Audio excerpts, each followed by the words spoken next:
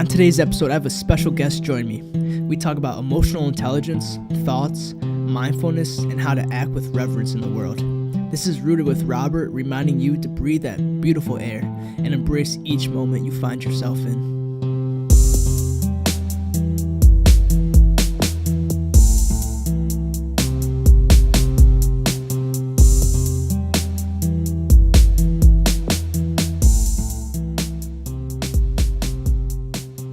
Welcome back to the Rooted with Robert podcast. This is episode 4, and today I have a special guest with me, one of my good friends, Christian. Christian, you want to just kind of give a little brief introduction to who you are and kind of what you stand for? Sure, it's good to be here, Robert. Thanks for letting me join space with you. Fellow student and peer of Robert's in the psychology department here at Illinois State University. Been practicing meditation and yoga consistently for about 5 or 6 years. Large advocate of nonviolence. I'm a practicing vegan. Have hopes and aspirations to go to med school and integrate a lot of this interdisciplinary, cohesive knowledge into a way to help heal people and the planet while raising spiritual consciousness. Awesome. I love Christian because Christian comes with such a holistic wellness approach to things, and he always likes to look at the whole scope of things, which I think a lot of people need to try to implement into their lives, because obviously looking at things through one lens, you obviously miss a lot of important facts and sides and perspectives to an issue. So Christian is one of my good friends who over the years we've kind of gotten closer, and just we've always been the ones to talk after class further about topics discussed, and kind of always been above and beyond with the typical curriculum of classes compared to some of these students around here, non-serious students. But today I think what's been on my mind and I kind of want to talk about is kind of emotions, and when strong emotions come and, they kind of take you away sometimes, how do we process those emotions? Why should we process those emotions when they're there? Kind of what to do with them. Christian, what are your kind of initial thoughts on emotions? Like it's interesting because there's always been like a stigma, especially like with the masculine, community. It's just like, and everyone kind of is aware of this, the whole boys don't cry type of thing. When you're a child, sometimes that gets brought up, and it's really not like that. As you get older, you kind of learn that emotions play a critical part in just your overall well-being and the overall way that you express yourself. That kind of look on it just changes a little bit. So what are your like thoughts and kind of just initial reactions when you think of emotions? I think you're right. That is a big issue, and emotions to me seem to be like an integral, primordial part of us. Yeah. Before intellect, before thought, before any kind of like higher cognitive, so to speak, ideas and phenomena, they seem to be kind of like the base level that even our non-human like brothers and sisters on this planet experience, right? That being said, it seems like everything gets processed from that standpoint. Whether or not we're in tune with it's a whole nother thing. And to me, emotional well-being is critical to overall well-being. Mm-hmm. It's a huge facet of us. You could at least say it's equal, if not more than other parts of as being important to our well-being. So to me, emotional wellness is important, and being able to tune in with your emotions can also help you to navigate life. Not only just experience the richness, but can maybe help you intuitively sense where to go, how to get more in tune with yourself, to get in deeper relationships with people, and just generally approach life from kind of a more awakened standpoint, a more vivid standpoint, a more participating standpoint, right? As opposed to just kind of letting things go by. So I think emotions are important for a lot of those different reasons. And I think you're right, though. Like males, for instance, they're not promoted to be as, you know what I mean? Yeah. It's something that it's just cultural roles have kind of like diminished the importance of emotions when it comes to male development and expression, for sure. And I think you kind of hit it on the head at the beginning when you said how emotions came before kind of the thought process, you know, and I guess like the purpose, like one of the main reasons why I wanted to start Rooted with Robert is kind of to pay attention and to address those things that kind of ground us in the first place. And I think if we just look at the development of the brain, we know how the brainstem came, and then the limbic system, which is where emotions, you know, are based from, and then the neocortex, where our consciousness and thought processes have progressed and developed to where we are today. So if we just look at it from that standpoint, we're more rooted in our emotions than we are our thoughts. And I think these days a lot of people will shoot for the thoughts first because they almost seem more intimate with them because they come and go all throughout the day. You can have a thought so easily, but the feeling is something, the emotion, I guess I already gave away my end of the sentence. The emotion is more the feeling component. And, you know, we all have the capability to feel how our internal kind of being is at the moment. But, you know, I do think that there's some people who lack awareness with their feelings, and there's some people who are more aware of their feelings and stuff like that. But I think it's important for everyone to kind of be aware and acknowledge the feeling aspect of being human. And the way I categorize it in my head is kind of like the bottom-up approach, and that's kind of what I like about the whole rooting concept. It's just like how a tree roots first, and I've said it, I think, in my first podcast. The roots of the tree, like in circumference, are like at least 1.5 times bigger than the whole tree itself. So like, I mean, I think that just shows like itself, like the importance of getting that base for what's going to nourish you. And then from there, everything else grows. But I think everyone else, well, a lot of people that I've come across, I can't speak for everyone, but tries to go from the top down, from the leaves to the roots. And obviously that's unstable. I mean, if you try it from the leaves to the roots, you're going to be blown away as soon as the wind comes because you have no stability.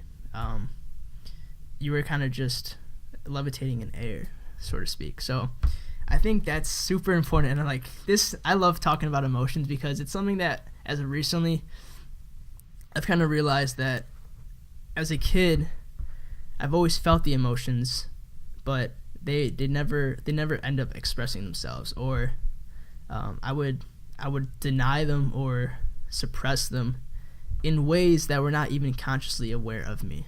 So that's like a big component. I mean, how many people are doing that? I mean, it's just in the I guess to kind of explain myself, I don't mean to point at people and blame people, but when you look at people in terms of the types of behaviors that they engage in, like for instance, social media addiction, or even as simple as kind of what we were talking about the other day, like people in class being on their phones, like the whole class period, they're not even paying attention. Like doing those types of behaviors have to stem from some type of understanding of who they are, where they are, in some form. So I think from me looking at people's behaviors is where I get the sense of like something underneath, something more at the base, kind of needs to be addressed in some way or shape or form. Because when we look at those behaviors, just kind of piggybacking off what you're bringing up, when we look at those behaviors, typically they're actually emotionally rooted. So people feel frustrated or bored or apathetic, or just even irritated by, say, for instance, the professor in class, they'll immediately, like as a reaction, go to their technology, go to something else that's going to be more enticing to them. And so, ironically, they may not be aware of it, but it's those initial judgmental emotions that are actually causing or catalyzing their behavior, right? Yeah. So, and I think even, which brings up like the relationship with emotions, right? Because emotions happen all the time. And that's, becoming aware of emotions is important for many reasons, but it's also being aware that thoughts happen just as often as emotions do. We're often just not aware of them. And so by being aware of our emotions, by being aware of how we're feeling, by seeing the emotional reactivity we experience from certain situations and ebbs and flows, even as you like walk outside of a building, you feel a little bit different, right? Like you feel the light of the sun, the electromagnetic rays, like coming off of leaves or buildings. You just feel the general aura of, of whatever you're in at that moment, who you're interacting with. Becoming aware of all of those things can help you become aware of your behaviors, right? Yeah. And the behaviors that ensue. Because again, emotional phenomena, it's always there. And it's always guiding thought. It's always guiding behavior. Your thoughts, often, whenever you're irritated, your thoughts are going to take on an irritated color also. You're going to be thinking erratic, harmful things about someone or something. If you yourself are angry or you yourself are irritated or just fed up with a situation. So it's interesting how this emotion, this energy, this kind of, it's a currency, it's an energy, it's a kind of charge. It's a basis for everything else. And I don't want to say that emotion is everything, because I think that's a mistake too. It's to think that we are nothing but our feelings and emotions. I mean, that also shows that you're kind of, how to put this? I mean, it's almost like a sense of imbalance, but... An imbalance, but like you're subject to your emotions, like always. When that's not true. You can become aware of your emotions, right? You don't have to let your emotions affect you. Just because you feel anger doesn't mean you have to then be angry. It just means processing that anger, right? It just means being able to sit with it and not allowing your actions to reflect that anger. If we were subject to our emotions all the time, and had to be, if we were chained to our emotions, then that means the world would be incredibly chaotic right now. Right.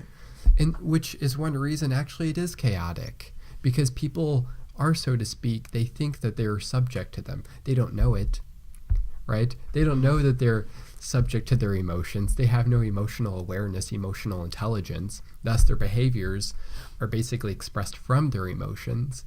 But if we can then become aware of that energy, right?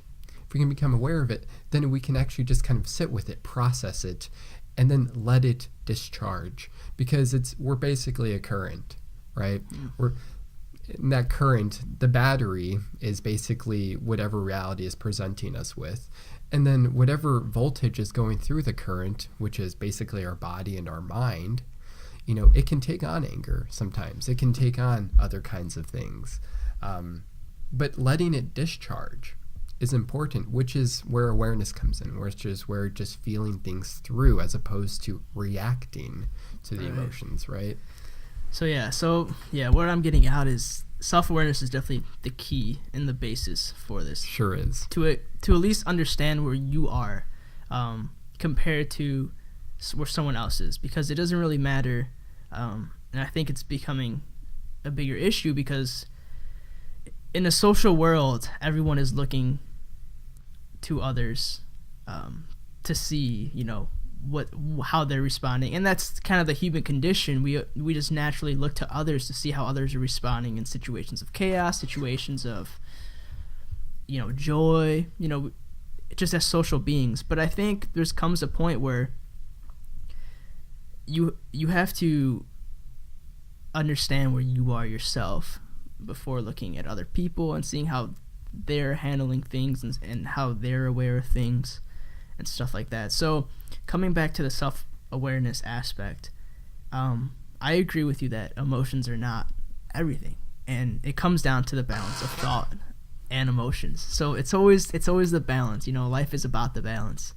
And I kind of liked how you touched upon that when emotions come up, you need to address them and process them instead of just reacting to them. And I think that's so critical to our behaviors, because if we felt something which stems from the self-awareness, you don't really know, like you might know what the feeling is, but you don't know what its implications are for you in that moment. So you just ride the wave.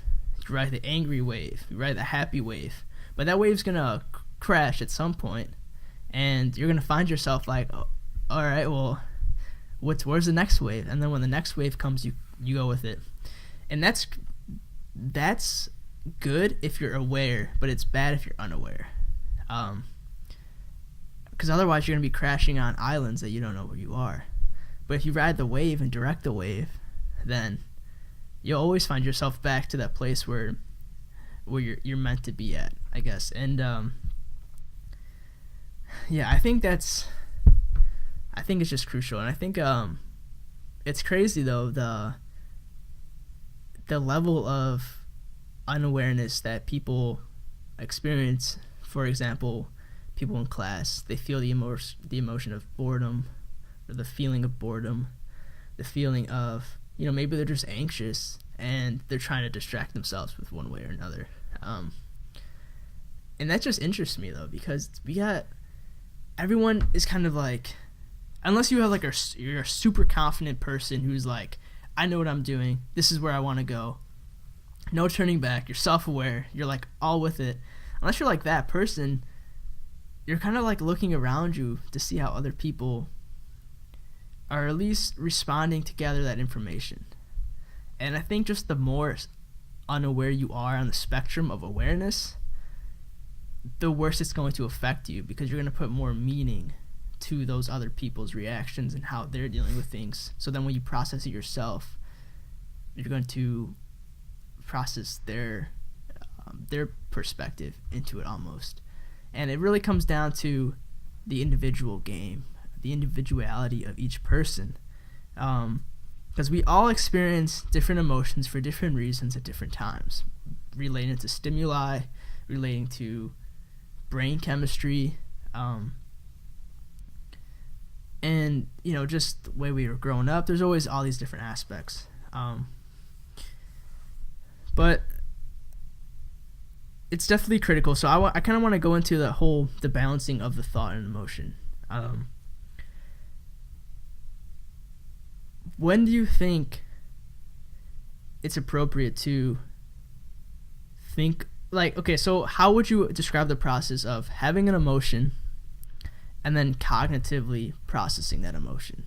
So now here's where both of thoughts and emotions come into play, because emotions can't necessarily process emotions. Otherwise, it would just be endless. So you need kind of another awareness to regulate the emotions. So I just want your opinion. Like, what do you think that thought process kind of consists of? And like, how strong does it need to be to kind of counter, or not even counter, but to have a grasp on the emotion so the emotion doesn't overrun the person?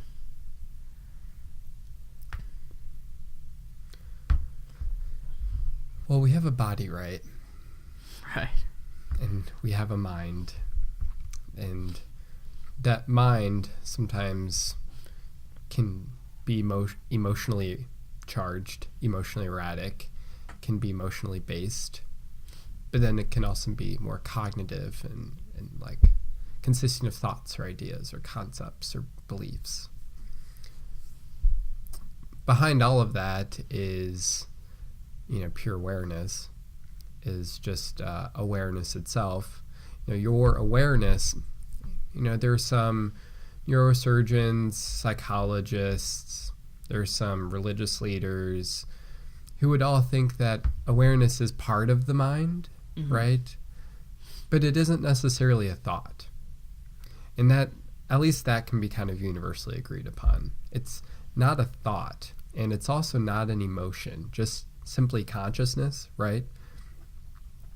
So whatever happens whenever it comes to emotions, and say, you know, something gets brought up in you, and it's interesting, the Buddha would always call those sankharas, which is a Pali word for basically like an emotional like substance, or and they're inherent within our body also. So these thoughts or these emotional discharges, right, we can simply just become aware of them. And I think, as opposed to letting the mind come into play, because it's so easy to analyze something. Right. Analyzing is great and useful because it yields insight. And insight is important because it helps you to avoid future situations, or to at least get a better understanding of the situation, and whatever it is. Right. And so insight is important, but we must also feel whatever we're going through too.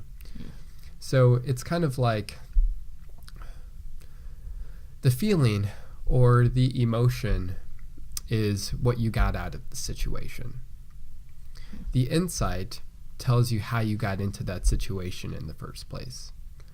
And so if we can sit with whatever is presented to us emotionally, process it by simply feeling it. And whenever I say feeling it, allowing your consciousness, allowing whatever this sentient consciousness we have to simply go through it, go into that emotion. Almost, you know, I almost think of like a welcoming. I almost think of like a hugging of the emotion, you know, this embrace, this kind of letting in, this welcoming. It's almost like if you are the house and the emotion is knocking at your door, you're kind of opening the door and you're letting it in, right?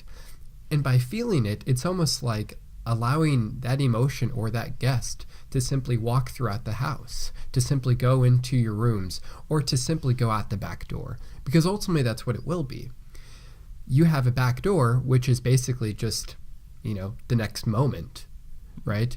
And that anger, for instance, we'll just use anger as an example. That anger just walks out the back door. You open it, and then it just walks out the back door, which is basically let it feel it in your body. Let it feel through your body, you know.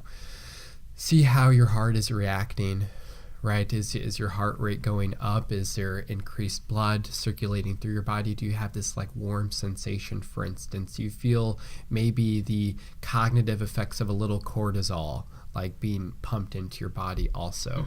Like just overall, like how does it make you feel? Right? Sometimes people even see colors, right? When attached to different emotions. It's just this whole sensory experience, right? And you can become aware of your thoughts, I think, too, by simply sitting in the place of pure awareness. Not only are you aware of how you physically feel, right? But you're also aware of the different thoughts that are generated through that feeling. Because again, it's just an energy, and that energy is going to bring up different things. Sometimes it'll bring up other memories. It'll bring up memories of when you've been angry before. Interestingly, when I talk about insight, not only do I talk about just how that emotion came about, but for instance, a lot of these situations that that we're put in are rooted in things connected to our past. So it's just a pattern that happens over and over. If you're not aware, you're consistently putting yourself in a situation that kind of reflects itself that you've been in before, right?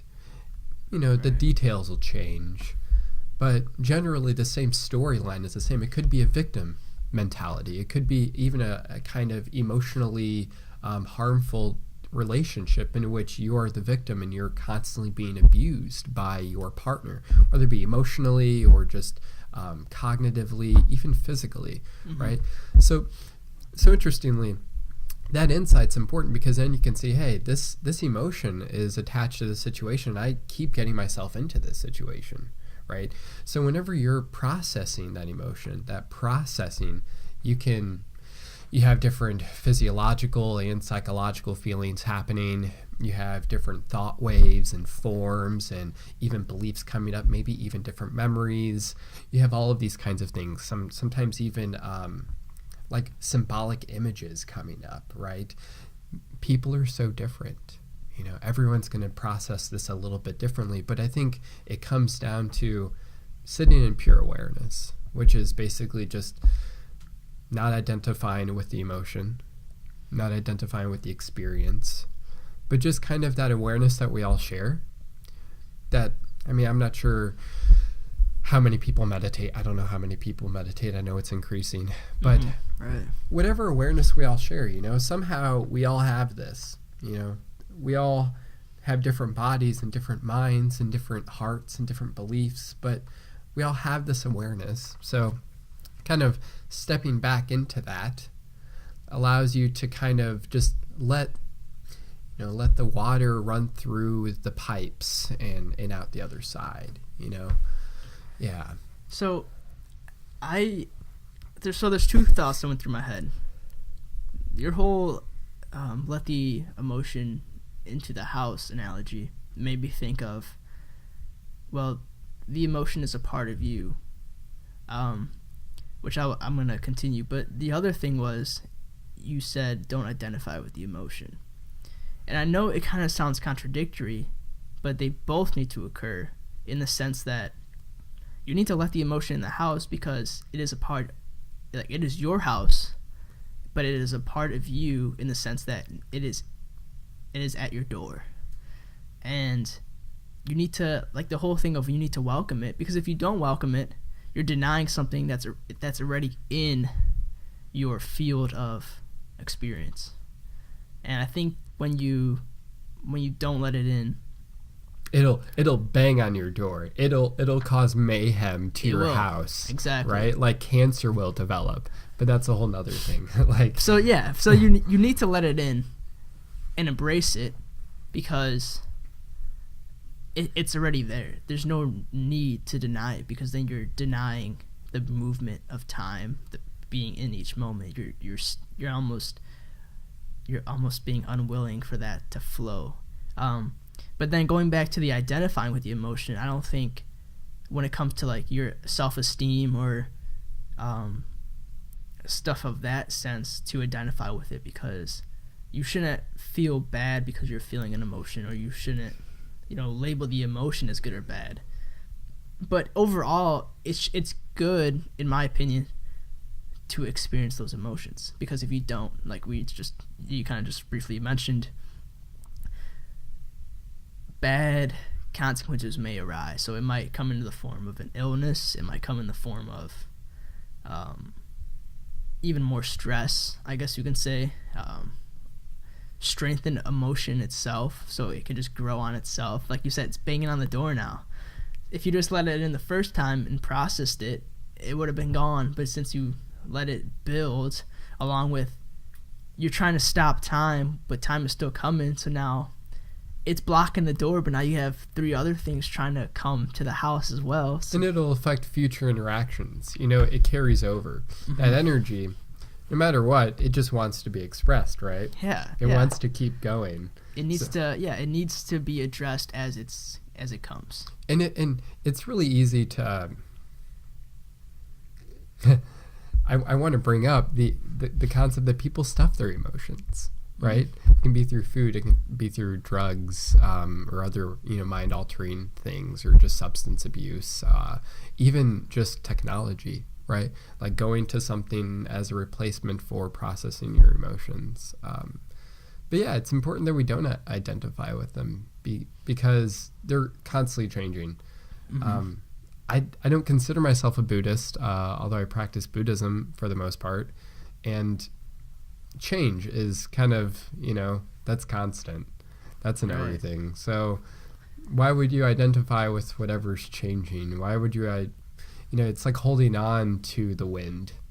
What? You can't do that. Right. So it's better for your health and your well-being and your place on this planet, and the people around you, people in your life, for instance. It could be an animal, whatever, it's better for you to just kind of like get beyond it. Just be like, hey, I had this happen.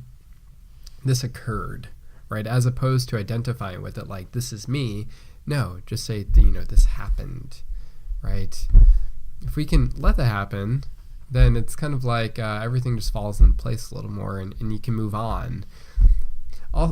Almost identifying with something can even perpetuate it, right? Like the whole victim mentality. Because these emotions are attached to belief systems. Belief systems propagate emotions. They propagate further situations. They propagate putting yourself in certain situations. It's like a thought or a belief system actually sets up like, hey, if I have the belief that I need to receive my love from other people, well, of course you're going to get hurt. Of course you're going to have negative emotions. Of course you're going to feel heartache. You're going to feel resentment. You're going to feel loneliness. You're going to feel sadness. All of these emotions. If you undo that belief system, you're not going to have it. Say, I don't need gratification from other people. I don't need my self-esteem to occur from things outside of me. Well, then it's like, well, you can kind of move through life a little more freely, right? So so then we can see then how these belief systems or these thought systems, these cognitive structures can actually really equate to how emotions get generated. But this is spiritual work, Like this is about like identifying with emotions. Well, you're also identifying with belief systems. You're identifying with your mind. And it's like, well, if we enter that space of spirit, whenever we're kind of just here and if you identify with anything, you're kind of identifying with what's universal, right? Mm-hmm. You're kind of identifying with what we all share, which that takes many forms. That could simply be no self in Buddhism, or in, more like Christian faiths, it could be like just Christ or I am, right? I love the concept of I am because it enters the space for everything to enter into. Yeah. You can kind of sit with pure awareness, right? Mindfulness, essence, and even the breath. If you just allow your identification to simply be this moment, right? And it doesn't mean to the point where you choose to ignore the fact that you have a body. It simply means that you're not making yourself subject to the suffering of the body, to the temporality of the body, or to the ever-changingness of the mind or the emotions.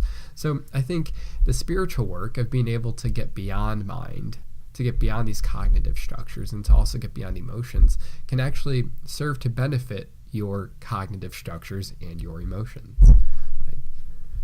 So yeah, I definitely agree. And there's there's one thing I want to add before moving on to kind of the next thing I wanted to add about all of this. But I think when it comes to letting that essence and kind of that just the moment, letting that be what you embrace. And I wish I brought that book of Beauty by John O'Donohue, because there's so many paragraphs and there's so many sentences where he has quotes or he has poems that describe the whole I am concept. It's like I am, and then everything else kind of is just there. And I wish I would have brought it because I love that book, man. That book was great. I got to read it again. But kind of what I wanted to talk about was attachment to things in our surroundings, whether it's a small attachment or a big attachment. I think that plays a big role. Because if you are attaching to every little thing, then you're putting yourself in a really hard situation, because you're almost trying to grab, you're like that baby in the candy store who's trying to grab everything, but it just kind of doesn't work like that. Yeah, that's true. That's true. And it becomes more hurtful than not, because you can't have everything forever. Everything is going to keep moving. And I think that's where the concept of spirit comes in. And I know some people, like my brother, if you're listening, shout out to you, man.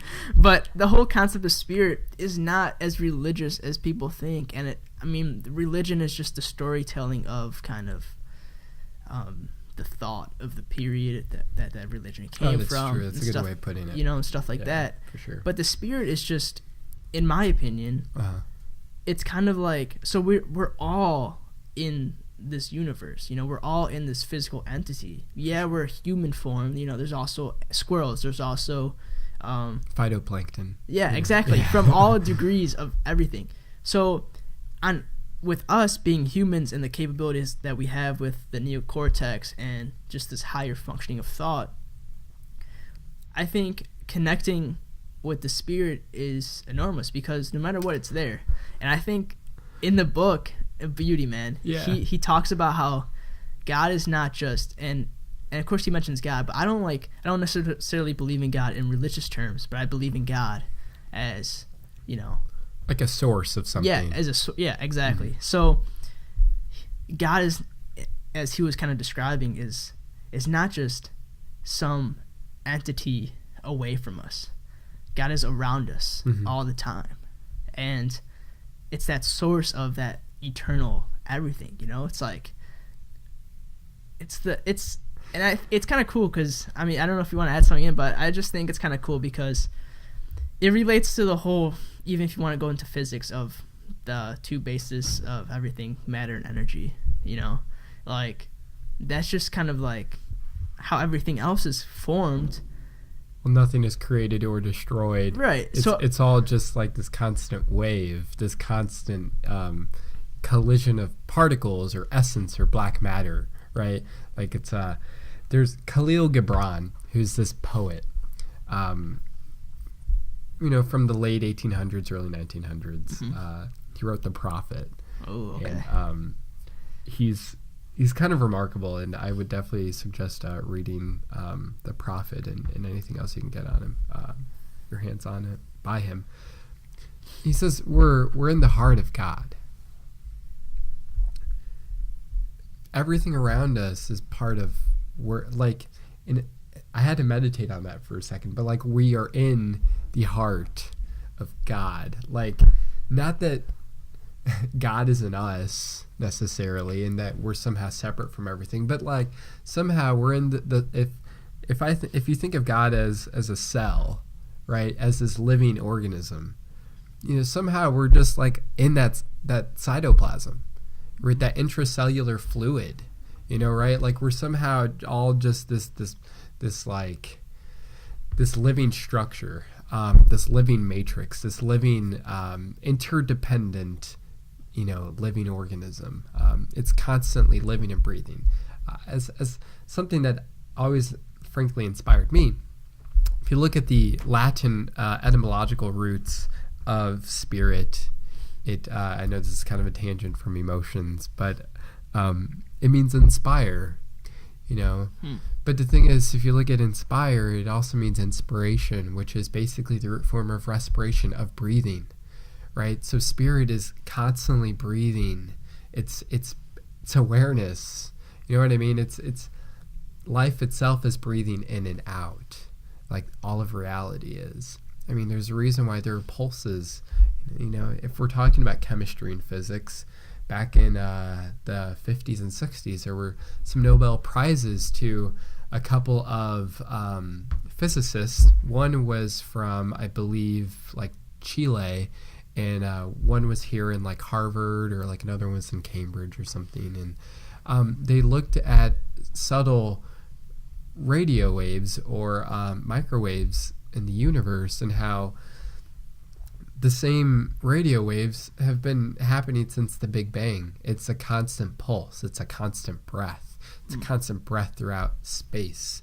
They're actually able to find these radio waves literally from apparently the very first moment of creation that are emanating throughout all of time, all of space, all of reality.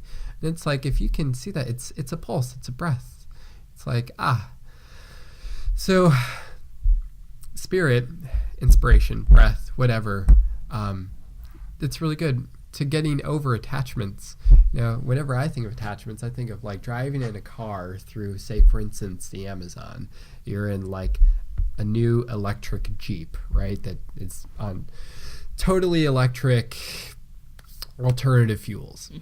and you're driving through the Amazon or some safari, and you're like holding your hands out trying to grasp all the different like leaves and branches of all these trees you've never held, or all of these animals, and you're trying to hang on to it all, but it's like all of a sudden you look at your hand, it's like bloody, and it's like, and it hurts, and it's like, wow, if I could actually just sit back and enjoy it, I'd probably be a little happier than, rather than just like trying to grasp it. It's like greediness on a whole nother level, Oh yeah.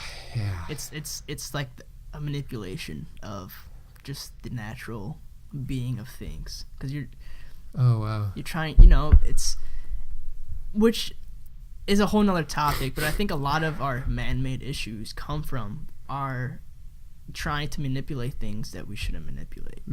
There's some things that it's great that we've manipulated wood to build houses, to do this, but there's some things that are just we don't have the right to claim as ours.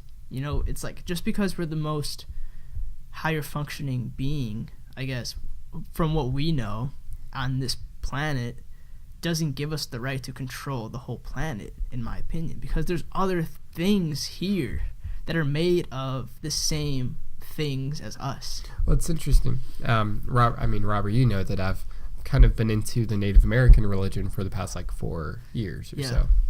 And Native American religion just being kind of like the way of the Lakota. And the thing is, if we think of them in terms of their emotions, right, they constantly, every waking moment, they knew that life was interdependent on not just themselves, but the living organisms around them, right? Could be the natural resources of the water, of the earth, of fire, right? But it could also be just the fact that they share this land with other organisms. If you're in tune with your emotions, you're automatically kind of in alignment with reality, right? Because the emotions are like that initial antenna, that initial information packet that kind of like helps you gear where everything is, right? Like the place of everything. So, for instance, when I go outside and I'm in nature, immediately I'm in awe, immediately I'm happy, immediately I'm respectful, immediately I'm taking, consideration the fact that, wow, there's a bird's nest in that tree. Like if I look over there, there's a hole where there's either a snake or a mole or something. If I look in this brook or this creek, there's fish. The emotions are connected to empathy, connected to our heart also, right? Then you kind of automatically see like, wait, I can't just scream here, right? I'm not going to let out fireworks in the middle of a forest preserve because it's going to disturb the wildlife. So, interestingly, being in tune with your emotions, having emotional intelligence can help, for instance, what you were talking about, which is the imbalance of everything, right? And going back to this book, man, John O'Donohue, the man, the myth, the legend. John O'Donohue. Which I definitely recommend my listeners, whoever's listening, to read this book, Beauty by John O'Donohue. You have to read it slowly. You have to embrace each word. You can't be rushed because there's so much more meaning than just looking at the sentence. It's one of those books where you have to sit with each thought, because the way he words things, it's so well done. And what I want to talk about from the book is just, he has like this whole section on reverence. I'm not sure if you're familiar with the term. I had to look it up myself, but basically what it describes is like this respect, and like he was basically talking about you have to have this reverence for life and for beauty, and it comes down to like this respect, this kind of mixed with, like, from what I took of it, respect mixed with awe, mixed with appreciation. And I think when we don't have that, that's when we have, fireworks going off in a forest preserve. People think they're like, there's those people that are like, yeah, I'm a human, I'll do what I want. But it's like, you're ruining the essence of things, because you have no right, you have no right to just go into someone's home, given if it's a mole, it's a bird's nest, like, they're just living creatures too. They're not bothering you. You have no right to just go in there and just cause chaos, because that's not having reverence for the things around us. Which reverence, it's a holy word, kind of. Oh yeah. It basically sparks up that part of you that knows everything is one.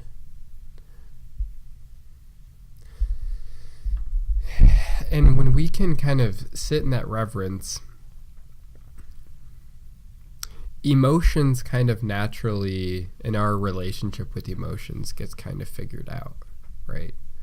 It's not, reverence kind of transcends identification with the mind,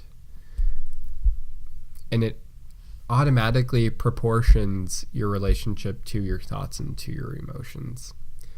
So then, for instance, if you feel sad, you're kind of honoring that emotion, right? You're respecting that emotion, that energy, that moment, whatever you're experiencing. Because reverence can happen. It's life oriented, and the thing is, if we're a part of life, we're respecting what happens to us, or respecting whatever situation we're in. So that reverence can be applied to our own emotional intelligence, right? And that's why I'm vegan, because it's you're respecting the nature of things. I think of the Tao. That's the big impression I think of. Like Taoism, the way of things. Yeah. You know what I mean? Like, that's what they're kind of that's what they're shooting for, and it's kind of funny because over this whole episode here, you kind of brought up a lot of historically relevant things. So whether it's the Native American culture, whether it's Buddhism, all these different things, the underlying principles are like all very similar, and people look at them for such a surface level of like, oh, another religion, or those Native Americans, they're so like what's the word? Kumbaya. No, not kumbaya. They're so like, I don't know. I don't want to not like basic, but they're so like. Yeah, they're Neanderthals, or they're primitive and right, like primitive basically. But it's like, come on now, like that's a lack of reverence in itself, because you got to respect those things, because the underlying virtues that these types of people have take in consideration everyone else. They have that compassion for things, other living things, and stuff like that. And I kind of want to go into like the last segment that I want to talk about, and all this stuff sounds easy. It's like, oh yeah, even if someone is self-aware enough to understand like what we're talking about and the importance of it, it might not be easy to employ. So I kind of want to just kind of discuss, briefly, like, what are some ways that people might be able to access their emotions from a more objective view, or what are some techniques or some maybe red flags that will signify people to do something about what they're feeling and stuff like that. And the first thing that comes to my mind is mindfulness, simply because I believe when you're in a mindful state, you're in better communication with the eternal and the essence of things. And I know you've been meditating for a few years. It's been a part of your practice for a while now. So like from where you were, because obviously we all have had childhoods and we've all had different things that have brought us to where we are now. What have you noticed that once you started employing mindfulness as a part of your daily practice, what have you noticed when it comes down to your experiencing of your emotions, as well as kind of just your experiencing of kind of like that godly feeling of just being where we are right now type of thing? Well, I'd say being mindful or meditating is kind of helped me accept whatever comes. And when I mean accept whatever comes, I kind of mean the way things are. Kind of, embracing people for who they are. Granted, I still have a lot to work on with my dad, but we all have a lot to work on.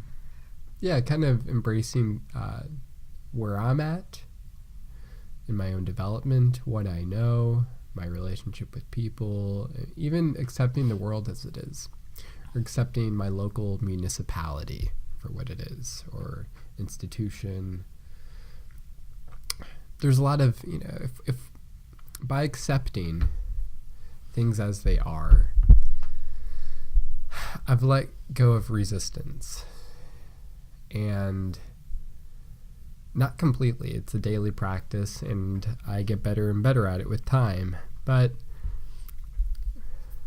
if by letting go of resistance through my own judgment and my own belief in the way things should be, just because I have an idealized idea of the way things should be doesn't mean I hold everything to that all the time, right? I think that's important. It's almost just an inspiration for me to move towards, right? Or to help move everything towards. Doesn't mean I don't accept things as they are. In fact, by accepting things as they are, I can kind of actually be a little more productive in helping things move towards the way I want them to be, right? Right, like you have the ideal and you need the ideal, but you can't be fixated that everything is going to play out in that concrete way. And to constantly compare this reality to that. It's if I resisted this reality and was constantly screaming and banging my head against a wall by thinking, no, everything needs to be this way, or I don't want to feel this right now, or I hate this professor, or oh my God, I hate this class, whatever, this relationship. If I accepted where things were at, not only does that bring more peace in the end, because although there's that initial wave of potentially uncomfortable emotion, I also know that that wave of uncomfortable emotion will end, and peace will be on the other side of that, and then I can change the situation for what it is. So for me, acceptance has been a big result of my mindfulness practice over the past few years or so. So I would say learning to accept things as they are. And there's different ways you can do that. But yeah. Acceptance is a big thing. I mean, we have no choice, in my opinion, but to accept.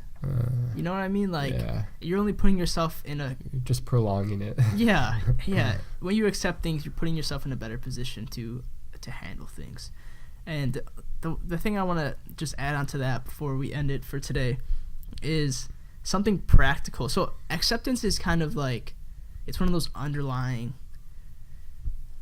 You really need to practice at it, It's so core. It's so critical to living a peaceful life, But it's very broad, and how do you cultivate it? So something practical that I think, everyone's probably heard by now, because mindfulness and meditation is becoming more of a common practice.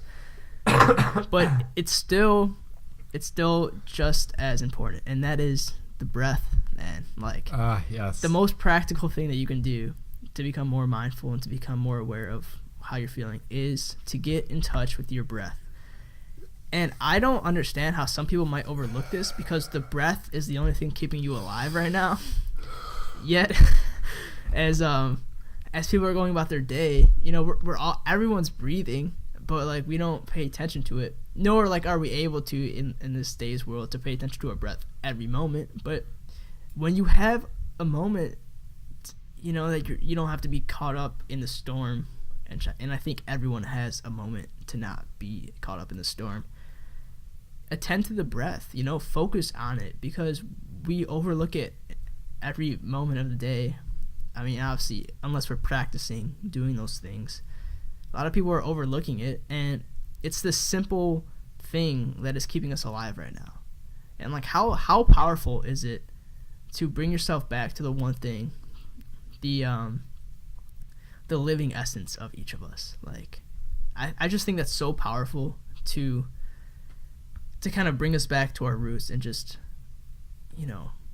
even if it's just 10 breaths, just breathe 10 deep breaths, or just sitting down and breathing, but then feeling the breath come out your nose or your mouth, or feeling your belly or your chest rise with each breath, but just being aware of the whole sensation of the breathing, because it's happening automatically.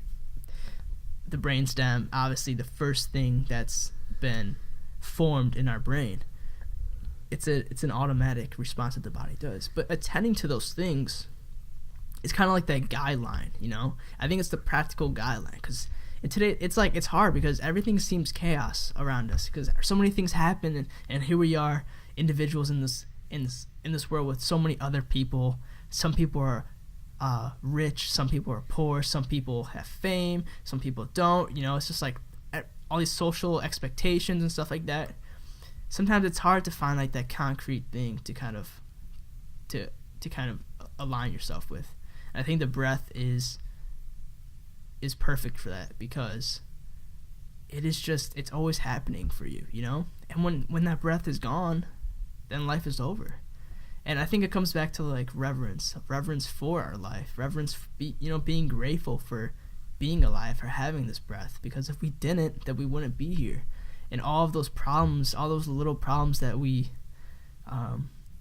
cause greater stress about, don't even matter anymore.